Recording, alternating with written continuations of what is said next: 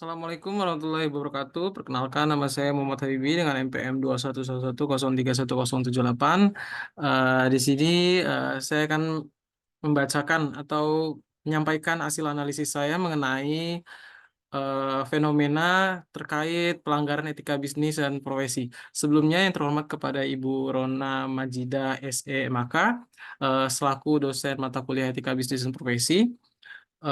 Saat ini saya akan menyampaikan materi mengenai fenomena studi kasus dua pegawai BRI unit Tanjung Sakti cabang Kota Pegelaran melakukan penggelapan dana nasabah hingga 5,2 miliar rupiah.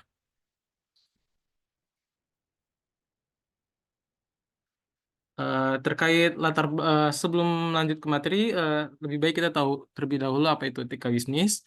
Etika bisnis dan profesi merupakan landasan penting dalam menjalankan kegiatan ekonomi dan profesionalisme di berbagai bidang. Etika bisnis mengacu pada seperangkat prinsip moral yang mengatur perihal individu dan organisasi dalam konteks dunia dan bisnis menurut Citi 2021. Sedangkan etika profesi mengacu pada seperangkat norma moral yang mengatur perilaku individu dalam profesi tertentu seperti kedokteran, hukum, teknik. Dalam dunia bisnis, prinsip etika memberikan dasar bagi pengambil keputusan yang bertanggung jawab menjaga integritas, kejujuran, dan keadilan semua aspek operasi. Namun meskipun prinsip-prinsip tersebut diterapkan secara luas, pelanggaran etika masih terjadi dalam berbagai skala dan konteks. Pelanggaran etika bisnis dapat mencakup korupsi, penipuan, pelanggaran hak asasi manusia, pencemaran lingkungan, dan perilaku tidak berkelanjutan. Dalam konteks profesional, pelanggaran etika juga sering terjadi ketika praktik medis yang tidak etis, konflik kepentingan dalam praktik umum, dan penyalahgunaan kepercayaan profesi insinyur.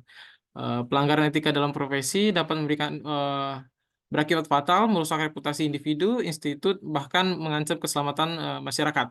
Contohnya seperti studi kasus yang saya analisis, yaitu dua staf BRI di unit Tanjung Sakti, cabang Kota Pagelaran, berinisial FN sebagai customer service dan AW sebagai office boy, telah ditangkap oleh Direskrimsus Polda Sumatera Selatan karena diduga terlibat dalam kasus penggelapan dana sebesar 5, miliar rupiah. Dari hasil penyidikan menunjukkan adanya aksi penggelapan dana nasabah yang dilakukan tersangka selama 2 tahun terakhir. Kasus ini terungkap setelah nasabah Bank BRI tersebut menyadari uang investor kan tidak tercatat di rekening. Modus yang dilakukan tersangka adalah dengan tidak memberikan kartu ATM kepada nasabah sehingga uang nasabah yang masuk ke rekening akan ditransfer ke rekening pribadi tersangka.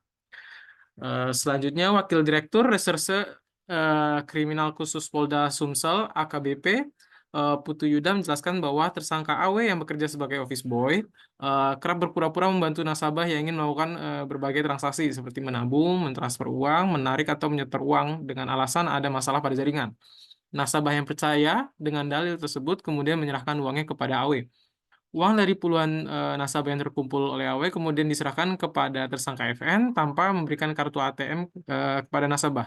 Tersangka menggunakan alasan program baru dari pihak bank untuk meyakinkan korban bahwa penyetoran dilakukan bank bukan langsung oleh nasabah. Kecurigaan muncul ketika korban melihat penyetoran uang di buku tabungan ditulis secara manual, padahal seharusnya dicatat melalui sistem komputer bank. Dari hasil penggeledahan, terdapat 70 korban dengan kerugian bervariasi antara 10 hingga 400 juta rupiah. Uang hasil penggelapan tersebut digunakan untuk membeli berbagai aset seperti rumah, ruko, bahkan eh, usaha peternak ayam di kota Pengeralan. Oleh karena itu, topik ini dalam konteks kasus penggelapan dana oleh dua pegawai BRI unit Tanjung Sakti cabang Kota Pagelaran menjadi sangat penting untuk teliti karena memperkuat integritas dan kepercayaan dalam organisasi atau profesi, memungkinkan kepercayaan dalam penanganan lebih efektif terhadap kasus serupa di masa depan, memberikan kontribusi pada pengembangan praktik bisnis yang bertanggung jawab, serta relevan dengan perkembangan ekonomi dan sosial secara berkeseluruhan. Terkait tujuan analisis ini, khususnya melalui studi kasus penggelapan dana ini, memiliki tujuan yaitu yang pertama memahami faktor-faktor yang mempengaruhi terjadinya tindak tidak etis dalam praktik bisnis dan profesi. Yang kedua, menganalisis konsekuensi dari tindakan tidak etis tersebut terhadap berbagai pihak yang terlibat. Selanjutnya, merumuskan strategi pencegahan efektif untuk menghindari terulangnya kasus serupa di masa yang akan mendatang. Yang terakhir, meningkatkan pemahaman tentang prinsip-prinsip etika yang dapat diterapkan dalam praktik bisnis dan profesi secara lebih dan berkelanjutan.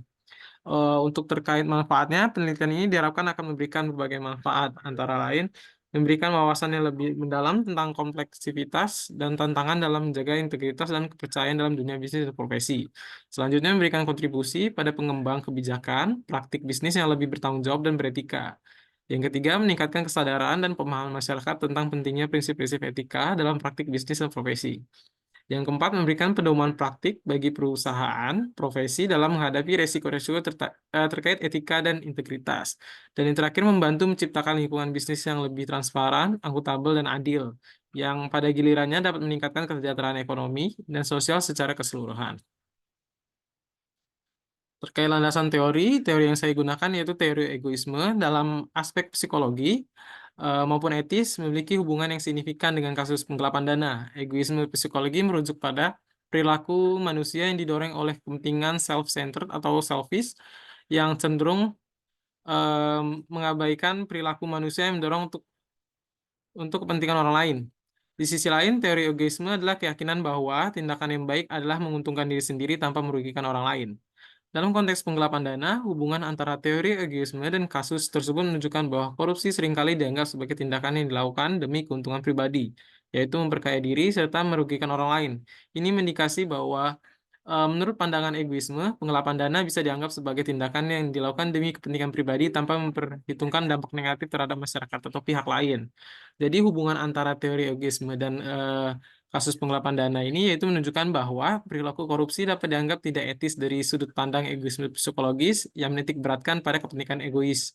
Namun dalam perspektif egoisme etis, penggelapan dana dapat dianggap etis jika dilakukan tanpa merugikan orang lain atau masyarakat secara keseluruhan, meskipun tujuannya adalah kepentingan pribadi. Selanjutnya pembahasan mengenai kasus penggelapan dana tersebut. Kasus penggelapan dana nasabah yang melibatkan dua pegawai Bank BRI, yaitu FN sebagai customer service dan AW sebagai office boy, menunjukkan adanya pelanggaran serius terhadap kode etik profesi perbankan. Modusnya kedua pegawai tersebut tidak memberikan kartu ATM kepada nasabah yang membuka rekening baru dan mentransfer dana rekening ke pribadinya. Tindakan tersebut mencerminkan pelanggaran terhadap prinsip moral, etika yang diatur dalam Kode Etik Perbankan. Kode Etik Perbankan merupakan standar perilaku dasar yang harus ditaati oleh pegawai perbankan. Prinsip-prinsip ini bertujuan untuk melindungi kepentingan nasabah, menjaga integritas lembaga keuangan, serta memastikan hubungan etis antara bank dan nasabah.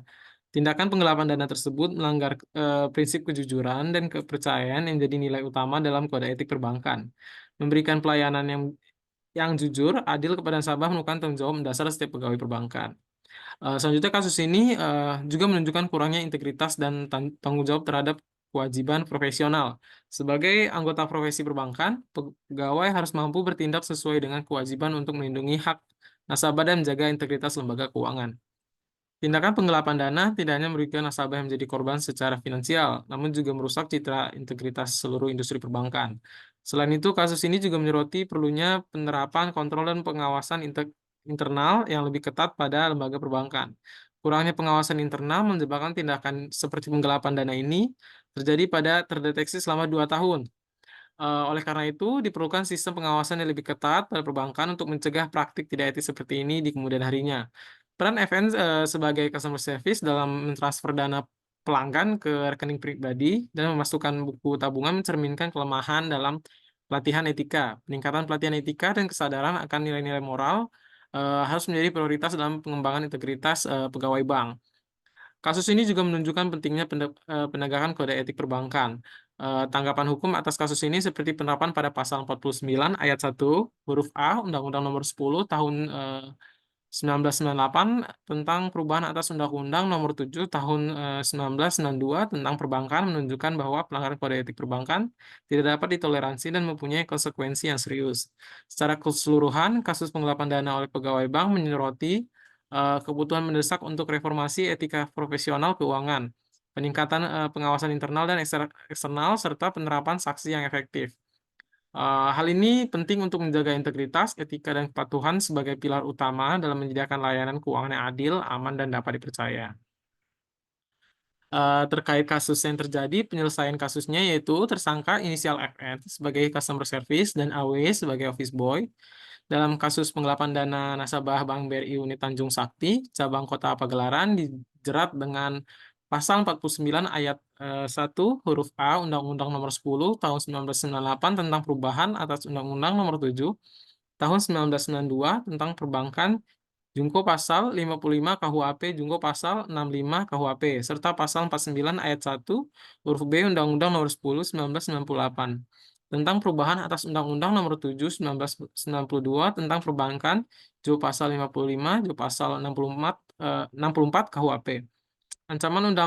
Ancaman hukuman bagi pelanggar ini adalah penjara minimal 5 tahun, maksimal 15 tahun, serta denda sebesar-besarnya 200 miliar rupiah. Dalam konteks kasus penggelapan dana nasabah bank, pasal 49 ayat 1 huruf A Undang-Undang Nomor 10 Tahun 1998 tentang perubahan Undang-Undang Nomor 7 Tahun 1992 tentang perbankan berbicara tentang penggelapan atau penyalahgunaan kepercayaan dilakukan oleh pegawai bank. Ancaman hukuman penjara, denda yang tinggi menunjukkan seriusnya pelanggaran tersebut. Mengingat penggelapan dana dapat menyebabkan kerugian finansial yang besar bagi nasabah dan merusak kepercayaan masyarakat terhadap lembaga perbankan. Sementara itu, pasal 49 ayat 1 huruf B Undang-Undang Nomor 10 Tahun 1998 tentang perubahan atas Undang-Undang Nomor 7 Tahun 1992 tentang perbankan Jo pasal 55 KUHP Jo pasal 64 KUHP memberikan landasan hukum tambahan untuk menuntut pelaku yang terlibat dalam penggelapan dana. Ancaman hukuman yang serupa menegaskan bahwa pelanggaran seperti ini tidak akan ditoleransi dan akan dikenakan sanksi yang berat sesuai dengan hukuman yang berlaku. Dengan demikian, kedua pasal ini mencerminkan seriusnya dalam keberatan hukum terhadap pelanggaran etika dan kepercayaan yang terjadi dalam kasus penggelapan dana nasabah BRI, Unit Tanjung Senang, cabang Kota Pagelaran. Hal ini menegaskan pentingnya penegakan hukum yang tegas dalam menangani kasus-kasus yang merugikan nasabah dan merusak integritas lembaga keuangan. Kesimpulan dari hasil analisis saya ialah kasus penggelapan dana nasabah oleh dua pegawai Bank BRI Unit Tanjung Sakti, cabang Kota Pagelaran menyoroti serius pelanggaran etika dan kepercayaan dalam dunia perbankan. Modus operasi yang digunakan tersangka yaitu dengan tidak memberikan kartu ATM kepada nasabah baru dan mengalihkan dana ke rekening pribadi adalah bentuk pelanggaran yang merugikan banyak pihak, termasuk nasabah, lembaga keuangan, dan masyarakat secara keseluruhan. Kasus ini menunjukkan kebutuhan mendesak akan penegakan etika bisnis, profesi yang kuat, serta penerapan sanksi yang tegas terhadap pelanggar-pelanggar semacam ini. Dari perspektif teori egoisme, kasus ini menggambarkan bagaimana tindakan-tindakan tidak etis seperti penggelapan dana dapat dipicu oleh dorongan kepentingan pribadi tanpa mempertimbangkan dampak negatifnya terhadap orang lain atau masyarakat. Namun pentingnya penegakan kode etik profesi dan hukum juga disoroti dalam kasus ini. Tersangka dijerat dengan pasal 49 ayat 1 huruf A dan B Undang-Undang Nomor 10 Tahun 1998 tentang perubahan atas Undang-Undang Nomor 7 Tahun 1992 tentang perbankan yang memberikan landasan hukum untuk menindak pelanggaran etika dalam praktik perbankan. Ancaman hukuman yang serius menunjukkan komitmen pemerintah untuk menegakkan integritas dan kepercayaan dalam sektor keuangan. Dengan demikian, kesimpulan dari kasus ini adalah pelanggaran etika dan bisnis profesi seperti penggelapan dana harus ditangani dengan serius dan adil. Seluruhnya penerapan kontrol internal, eksternal yang lebih ketat, peningkatan pelatihan etika, serta penegakan hukum yang tegas menjadi kunci untuk mencegah terulangnya kasus-kasus serupa di masa yang mendatang. Integritas dan kepercayaan dalam praktik bisnis dan profesi adalah fondasi yang penting untuk memastikan layanan keuangan yang adil, aman, dan dapat dipercaya bagi masyarakat secara keseluruhan. Eh, Sekian itulah hasil analisis saya mengenai studi kasus dua pegawai BRI Unit Tanjung Sakti cabang Kota Pagelaran yang melakukan penggelapan dana nasabah hingga 52 miliar rupiah atas dasar pelanggaran etika bisnis dan profesi. Wassalamualaikum warahmatullahi wabarakatuh.